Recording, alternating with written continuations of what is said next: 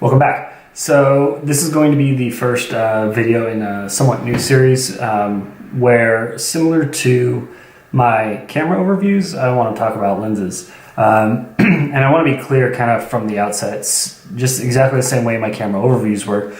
A lens overview is not a review of the product itself. I'm not going to show you sample images. I'm not going to talk about sharpness, or at least in any sort of serious detail, rendering, anything like that.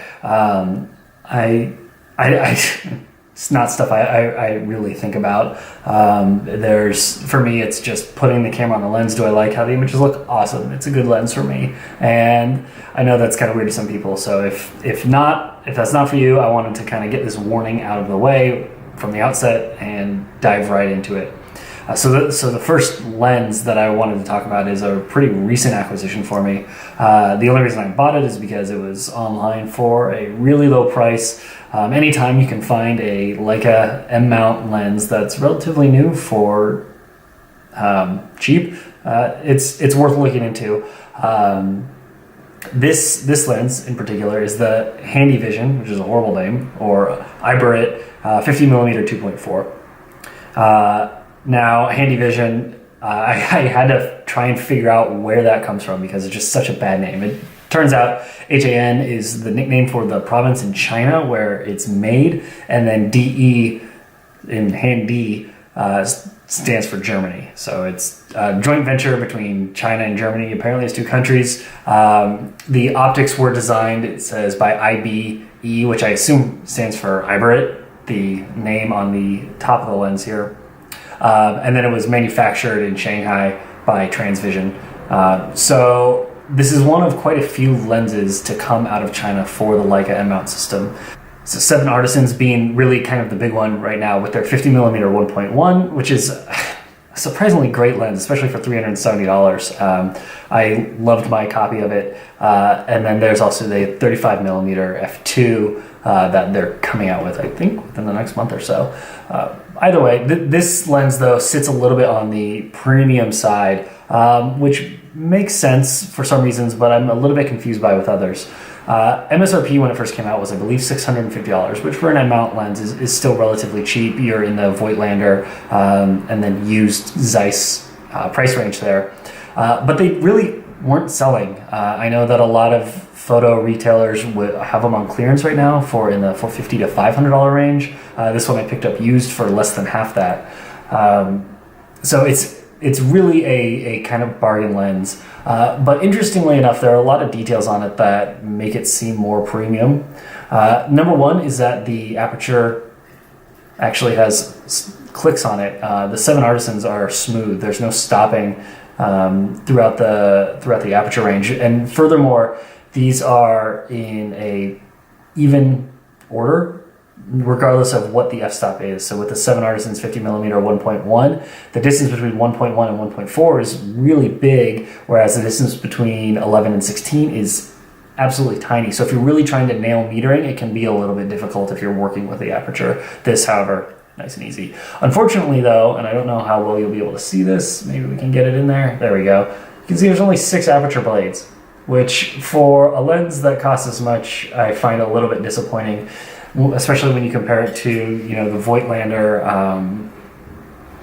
Nocton series, which is also, I mean, they're pretty cheap lenses, but you can see there quite a few. I think it's 10 aperture blades on these guys. And then, of course, Leica always sits in that higher range as well. One interesting thing, though, in terms of design, is you'll see in looking at it, it's very rectangular. Older Leica lenses, this is a 35 Summicron, you can see that they're angled down. They start big, get small. Same thing with like the Voigtlander, they're stepped. But if you look at modern Leica lenses, especially like the sphericals and anything that they're putting out, they're very rectangular, very boxy. And it's clear that that's the design that they were going after. They also went with Leica paint scheme, and that is the black numbers and primary distance markings, but then feet are in yellow paint. So same, there's the Summicron, you can see those markings. Same thing here, black and yellow, whereas Voigtlander went with black and red. The inner helical is brass, which is nice. It's one of those materials that does signify a acknowledgement of the marketplace that the Leica stuff sits in. And it does have the ability to be 6-bit coded for modern digital users, which you can see right there, those markings. You do have to code it yourself, but it's not the end of the world. I'm just not having any luck with this focusing. Anyway, the lens isn't super heavy, but it is really, really big, especially for how slow it is. 50mm 2.4 is not very fast in the world of Leica. Here it is next to a 35 Summicron. Interestingly enough, they weigh about the same though, so there's a lot of just empty space inside of this guy. But one thing to note is that due to how the lens is constructed and its design, you can see that there's very little gap in this flange right in here. If you look at that. And so where normal lenses will, like the 35 Cron, will sit on this upper lip, that'll kind of be the outer edge. This extends beyond that. And I'm not sure why they did that, but it does pose a problem with some cameras. So here it is on the M7, and it fits just fine. But if you look, if we really get in there, you'll see that it's almost touching the lens release shroud. It's very close. So on cameras like the M3, or certain versions of the M3, the M4, where it has a complete surround around the lens release, you might not be able to get the lens on there. And I've heard that this is true for some M6s as well. Luckily my M6 has the partial lens release shroud, so it does fit on that as well. God, it is really close. Focusing action is pretty smooth, if not a little bit tight. It's not as nice as the Summicron or really even the Voigtlander. There's no focus tab either, it's just a true barrel twist. It does come with a lens hood. Now, despite being a breech mount lens hood, so it locks on like that, there's only one way that it actually mounts properly, and so you have 2 red dots that you have to line up, which doesn't make any sense for a breech mount lens hood, because you would think that you could do it just about any which way, but as you'll see there, now it's off center. So not the world's best design on that, and then it also, upright, has this really ugly marking on the top there that I'm not a huge fan of, but it's included and it's metal and it is breech mount. It does not reverse.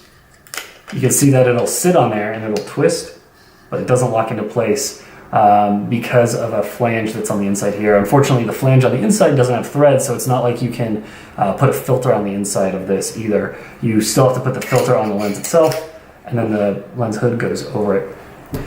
And because of its size, it really blocks the viewfinder. So we'll see if we can take a look through here as best we can. There we go. You'll see that even with the 50mm frame lines up there, that it really encroaches on your field of view. And if you even if you take off the lens hood there, it just barely kisses the edge of the frame. And I'm having a little bit of trouble getting the view on this accurate, so hope that clears things up.